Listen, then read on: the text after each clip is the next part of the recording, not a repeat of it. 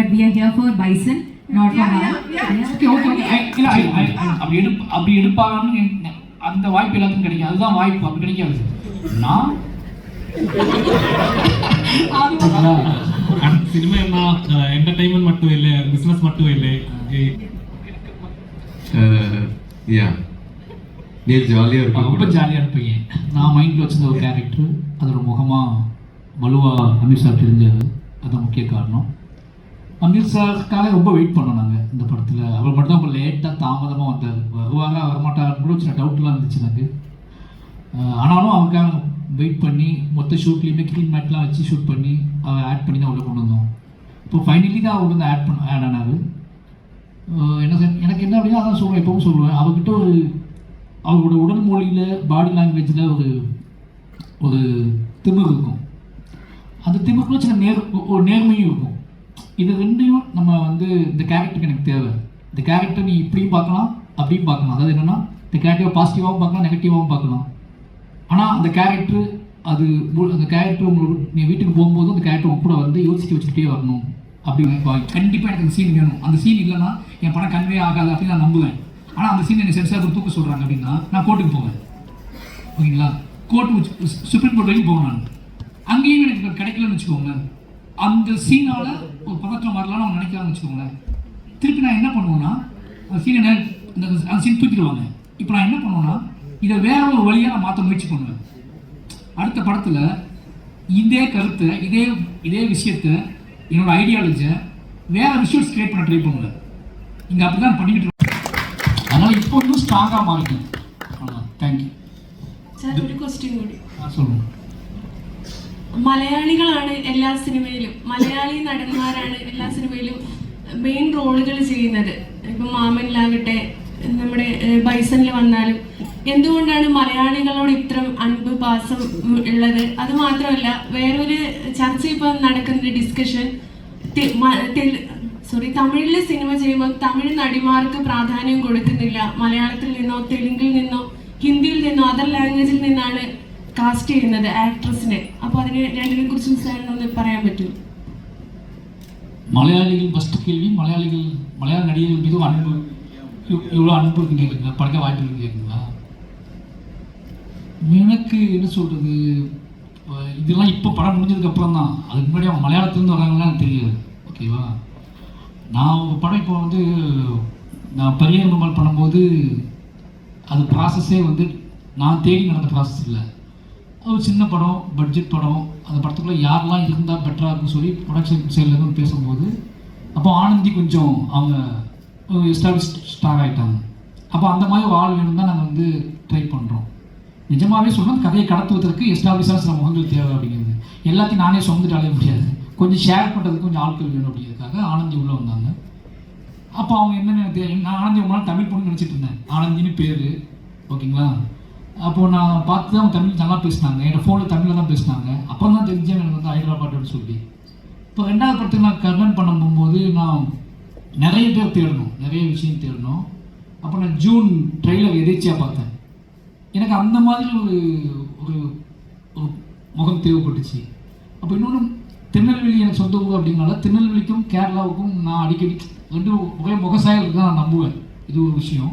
அப்போ ஆக்டிங் ப்ராசஸில் வந்து நமக்கு வந்து எப்போவுமே வந்து நான் நிறைய பேரை எங்கள் கிராமத்து மக்கள் நிறைய பேர் நடிக்கிறாங்க. அதுக்குள்ளே ஆட் பண்ணுறதுக்கு ப்ரொடக்ஷன் சைட்லேருந்து வேல்யூஸ் கிரியேட் பண்ணுறதுக்கு நம்ம ஒன்று செட் பண்ணுறோம்.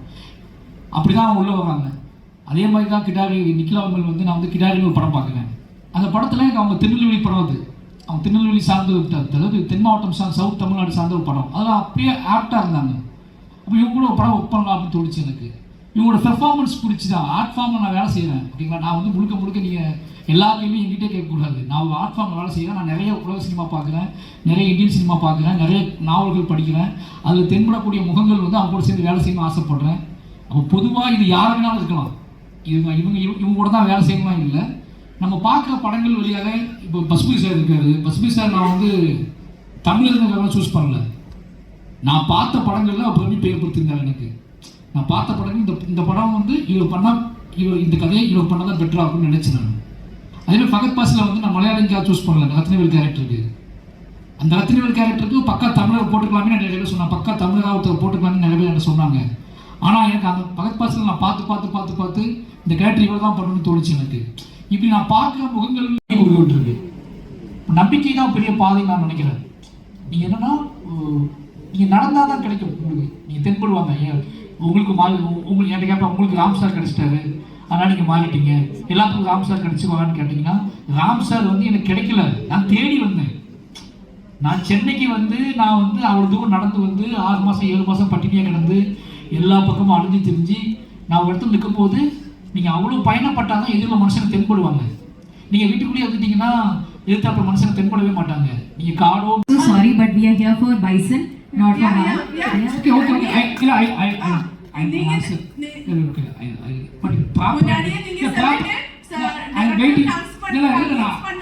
I am ready, but proper question கேட்கிறேன். ஓகே, முன்னாடியே நீங்க சொல்லிட்டே கன்வின்ஸ் பண்ணணும்.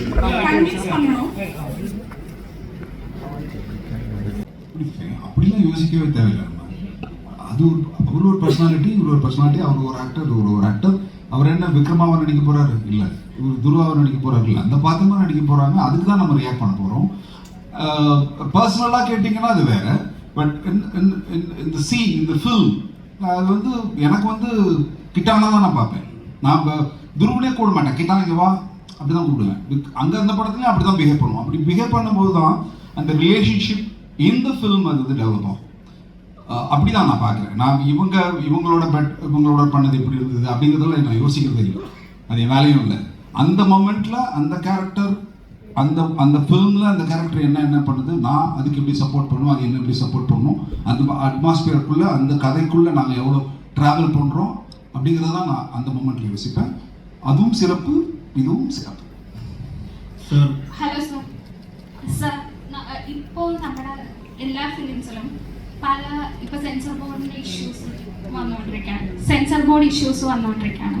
കേരളത്തിലെ പുതിയ മിക്ക ഫിലിമിലും പുറത്തിറങ്ങുമ്പോൾ പല പേരുകൾ അത് വെട്ടിക്കളയണം, അതായത് കട്ട് ഓഫ് ചെയ്യണമെന്നും പറഞ്ഞിട്ടുള്ള കുറേ നിരവധി പ്രശ്നങ്ങളൊക്കെ വരുന്നത്. അതൊരു ട്രെൻഡായിട്ട് മാറിയും അത് ചിലപ്പോൾ ആ ഒരു സിനിമയെ പുഷ് ചെയ്യാൻ വരെ ആ ഒരു ഇത് മാറുന്നുണ്ട്. അപ്പോൾ ഈ ഒരു സിനിമ പുറത്തിറങ്ങുമ്പോൾ സെൻസർ ബോർഡിന്റെ ഭാഗത്തുനിന്ന് അല്ലെങ്കിൽ ആ ഒരു സെൻസർ ബോർഡ് നമ്മുടെ ഒരു ആർട്ട് ഫോമിനെ കൺട്രോൾ ചെയ്യുന്നതായിട്ട് സാറിന് തോന്നിയിട്ടുണ്ട് ഇപ്പോഴത്തെ ഒരു കാലാവസ്ഥയിൽ, ഈ ഒരു അന്തരീക്ഷം, ഒരു രാഷ്ട്രീയ ഒരു പശ്ചാത്തലത്തിൽ?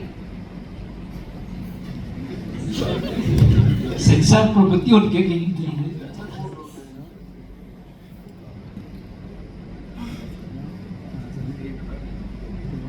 சரி, நான் புரிஞ்சதை வச்சு சொல்கிறேன். ஓகே, சென்சார் போர்டுக்கும் எனக்குமான அனுபவத்தை கேட்குறீங்க.